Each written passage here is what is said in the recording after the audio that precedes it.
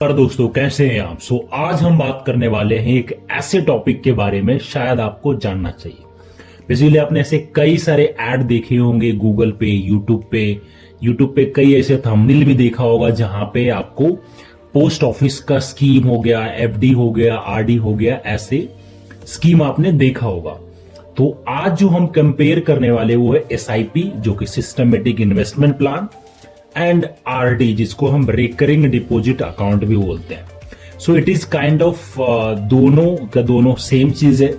I mean एक frequent date पे एक फ्रीक्वेंट अमाउंट, एक फ्रीक्वेंट पीरियड पे इन्वेस्टमेंट होता है। ठीक है, सो पहले हम डिफरेंशिएट करते हैं कि आरडी बेटर है या एसआईपी बेटर है, फिर हम बात करेंगे लास्ट में रिटर्न वाइज, क्योंकि मैं एक एग्जांपल लेने वाला हूं। पोस्ट ऑफिस का आरडी है जो कि 10 साल का आरडी है, जिसकी रिटर्न मैं कैलकुलेट करके दिखाऊंगा।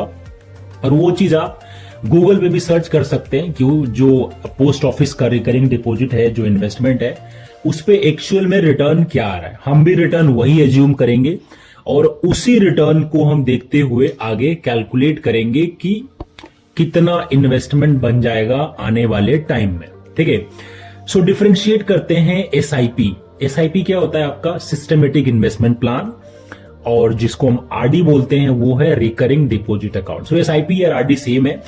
सपोज मुझे इन्वेस्टमेंट करना है तो मैं क्या करूंगा, एक एसआईपी करूंगा या आरडी करूंगा। दोनों केस में क्या होगा, मैं सपोज एक्स अमाउंट मतलब 2000, मैं ऐसा अनुमान लगा रहा हूं कि मेरा जो इनकम है उसमें से मैं 2000 सेव करूंगा और हर महीने एक फिक्स डेट को मैं उसको इन्वेस्ट करूंगा। ठीक है, अब इन्वेस्टमेंट में देखा जाए तो एसआईपी में क्या होता है, can be done in different mutual fund.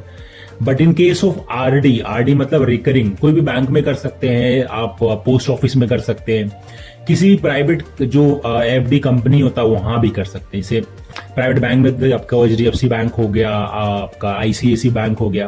So they are मतलब various bank where you can invest in RD और इन एफडी। ठीक है, अब यहां पे म्यूचुअल फंड में क्या है, there are different kind of schemes. मतलब हर म्यूचुअल फंड के पास अपना स्कीम्स है। कुछ सेक्टोरल फंड है, कुछ थीमेटिक फंड है, कुछ आपका डाइवर्सिफाइड है, कुछ हाइब्रिड है, कुछ आपका डेट है। तो आपके रिस्क एपेटाइट के हिसाब से, सपोज आपका टाइम होराइजन आने वाले 6 महीने तक ही है, तो आई वुड सजेस्ट कि आप डेट फंड में कर सकते हैं। 1 साल के बाद आप थोड़ा सा हाइब्रिड में जा सकते हैं। 3 साल के बाद अगर मतलब 3 साल तक एसआईपी चलाना है और वो पैसा एटलीस्ट 3 साल तक नहीं चाहिए, मतलब आपको जरूरत ही नहीं है, तो मैं बोलूंगा आप प्योर इक्विटी फंड में जा सकते हैं। ठीक है, but in case of RD, जहां पे आप बैंक में या फिर पोस्ट ऑफिस में इन्वेस्ट करने वाले थे, वहां पे ऐसा कोई ऑप्शन नहीं है। वहां पे एक ही प्रोडक्ट है जिसको बोलते हैं आरडी, रिकरिंग डिपॉजिट। ठीक है, तो वहां पे ऐसा ऑप्शन नहीं है। अब इन्वेस्टमेंट टेन्योर की बात करें तो आप देखोगे एसआईपी में कोई फिक्स टेन्योर नहीं है, suitable for short term, medium term and long term, जो कि मैंने ऑलरेडी बताया कि आप चाहें तो 6 महीना के लिए भी कर सकते हैं और आप चाहें तो 1 साल के लिए भी कर सकते हैं, चाहे तो आप 20 साल के लिए भी कर सकते हैं। But in case of RD, जो बैंक में या फिर पोस्ट ऑफिस में, वहां पे आप 6 महीने से 10 साल तक एक फिक्स पीरियड होता है। मतलब आप पहले ही चूज करना पड़ेगा और बाद में आप चेंज नहीं कर सकते। But in case of SIP आप चेंज कर सकते हैं, आप पॉज भी कर सकते हैं, आप कैंसिल भी कर सकते हैं। वहां पे आपको पेनाल्टी देना पड़ेगा, जो आरडी और एफडी है, जो पोस्ट ऑफिस या बैंक में कर रहे हैं। बट अगर आप म्यूचुअल फंड में एसआईपी करते हैं, कोई पेनाल्टी नहीं है। It is like it is a bucket. अब उस बकेट में हर महीने एक फिक्स अमाउंट डाल रहे हैं। अब अगर अगला महीना नहीं डालना चाहते तो आपको एसआईपी पॉज करना पड़ेगा, या फिर आपके पास पैसा है ही नहीं है, आप चलाना ही नहीं चाहते, तो आपको एसआईपी कैंसिल करना पड़ेगा, जो कि कोई चार्जेस नहीं है। ठीक है, risk of course equity mutual fund है तो रिस्क थोड़ा सा होगा हायर देन आरडी। आरडी में क्या फिक्स परसेंटेज है, 6%, 60% जो भी दे है दैट इज फिक्स्ड। मतलब कुछ भी हो जाए वो इतना आएगा, उससे ज्यादा भी नहीं आएगा, उससे कम भी नहीं आएगा। ठीक है, रिटर्न्स में देखें तो ऑफकोर्स जो एसआईपी है उसका इन्वेस्टमेंट मार्केट लिंक होता है, बट अगर मैं एफडी और आरडी है उसमें फिक्स्ड होता है। इन्वेस्टमेंट फ्रीक्वेंसी आप एसआईपी वीकली भी कर सकते हैं, डेली भी कर सकते हैं, मंथली भी कर सकते हैं, क्वार्टरली भी कर सकते हैं, बट आरडी में आपका मंथली ही होता है। लिक्विडिटी की बात करें तो म्यूचुअल फंड में लिक्विडिटी बहुत ज्यादा है। मतलब आज पैसा डालो कल निकाल लो, आपका पैसा है। But in case of RD वहां पे इतना लिक्विडिटी नहीं है। ठीक है। टैक्सेशन की बात करें, बहुत सिंपल है। इक्विटी का टैक्सेशन देखो, डेट का टैक्सेशन तो स्लैब हो गया, मतलब आप 1 साल में पैसा निकाल लें, 3 साल में निकाल लें, 2 साल में निकाल लें, जो भी प्रॉफिट होगा वो टैक्स आपका जो भी जिस स्लैब में आप फॉल कर रहे हैं वहां से जाएगा।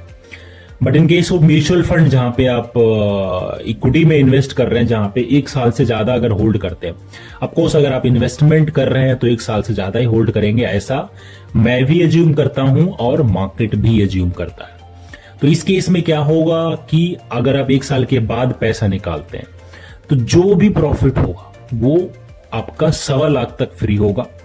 उसके ऊपर जो भी प्रॉफिट होता है वो 12.5% पे टैक्स लगता है, ठीक है। But in case of RD और एफडी, वहां पे आपका 10% टीडीएस बैंक काटता है, ठीक है, अगर आपका 10,000 इंटरेस्ट इंक्रीज होता है पर एनम। बट यहां पे म्यूचुअल फंड टैक्स नहीं काटता है। अगर आप इनकम टैक्स रिटर्न फाइल कर रहे हैं तो आपको देना है, नहीं कर रहे हैं तो कोई टैक्स नहीं देना है। म्यूचुअल फंड टैक्स नहीं काटता है, पैसा रिडीम करेंगे पूरा का पूरा पैसा आपके बैंक में जाएगा, और बेवन बैंक भी टैक्स नहीं काटता है, टैक्स आपको खुद भरना होगा, ठीक है। सो अब एक एग्जांपल लेते हैं पोस्ट ऑफिस का। पोस्ट ऑफिस का एक अभी मैं मतलब आर्टिकल पढ़ रहा था, डाकघर का है, जो कि 10 साल का है, जिसमें आप हर महीने 500 रुपया जमा करते हैं 10 साल के लिए, जिसका फिक्स परसेंटेज दे रखा है 6.7%, जो कि पर एनम है, आपको मिलेगा। कौन कौन इसमें इन्वेस्ट कर सकता है? तो बेसिकली इस स्कीम में आपका जितने भी भारत का रहने वाला स्थायी नागरिक, मतलब परमानेंट रेसिडेंट जो है वो इन्वेस्ट कर सकता है, और इसमें इन्वेस्ट करने के लिए आपका मिनिमम एज 18 ईयर्स का होना चाहिए। But in case of mutual fund आपका कोई ऐसा एज फैक्टर नहीं है। आप चाहें तो अपने बच्चे के लिए भी कर सकते हैं, जहां पे आपको एज ए गार्जियन बनना पड़ेगा, साइन अथॉरिटी आपके पास होगा, ठीक है। जो ये आरडी है, ज्वाइंट होल्डिंग में भी खुलवा सकते हैं और अपने बच्चों का भी खुलवा सकते हैं। यहां पे क्या है, 100 रुपए से भी स्टार्ट कर सकते हैं और 500 रुपए से भी स्टार्ट कर सकते हैं आरडी में। अब यहां पे क्या होगा, मैंने बताया था ना, एसआईपी अगर बंद हो जाएगा तो वहां पे क्या होगा, वहां पे कोई पेनल्टी नहीं है, कोई रिस्ट्रिक्शन नहीं है। But in case of post office RD, यहां पे अगर आप नहीं देते हैं भुगतान, मतलब जो जिस महीने में पेमेंट जाना था, क्योंकि हर महीने में एक डेट को एक अमाउंट तो जाना ही था, अगर वो पेमेंट नहीं गया तो आपको वहां पे इंटरेस्ट देना पड़ेगा 1%। मतलब अगर 500 का है तो आपका 5 रुपए एक्स्ट्रा जाएगा, जो कि 1% है, वट एवर अमाउंट, ठीक है। अब हमने एक कैलकुलेशन किया जो आप यहां पे देख सकते हैं। मैंने पहले एक एसआईपी का कैलकुलेशन किया है। अगर आप 500 रुपया किसी एसआईपी, मतलब इवन म्यूचुअल फंड में भी 100 रुपया से आप स्टार्ट कर सकते हैं, लेकिन मैं यहां पे फिर भी आपको 500 का एग्जांपल लेता हूं, क्योंकि 500 थोड़ा जेन्युइन लगता है। मतलब 100 रुपए में क्या अमाउंट पड़ेगा महीने का, अगर आप 100 रुपए डाल रहे हो तो साल का 1200 रुपए, 10 साल में कितना, 12,000, तो बहुत छोटा अमाउंट है, ठीक है। तो हमने फिर भी एक 500 लिया, जो कि गरीब से गरीब, अमीर से अमीर, मिडिल क्लास सब देख सकता है इसको। रिटर्न हमने एक्सपेक्ट किया है एज पर डेटा।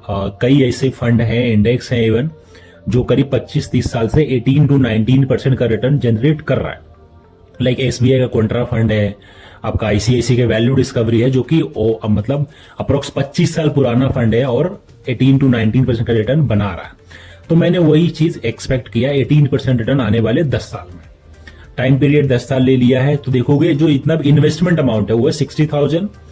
एस्टिमेटेड जो रिटर्न है वो है 1,08,000, और जो टोटल आपका वैल्यू होगा at the end of 10 years, जबकि यहाँ पे लिक्विडिटी भी है, पैसा आप जब चाहे निकाल सकते हैं, ठीक है, तो वो होगा आपका 1,68,129। सेकेंड एग्जाम्पल लिया हमने पोस्ट ऑफिस का, जिसका रिटर्न ऑलरेडी मैंने आपको बताया था। इन्वेस्टमेंट सेम रखेंगे, 500 का एसआईपी है, एक्सपेक्टेड रिटर्न 6.7% है, जो कि गूगल पे अवेलेबल है पोस्ट ऑफिस का जो आरडी का रिटर्न है, ठीक है।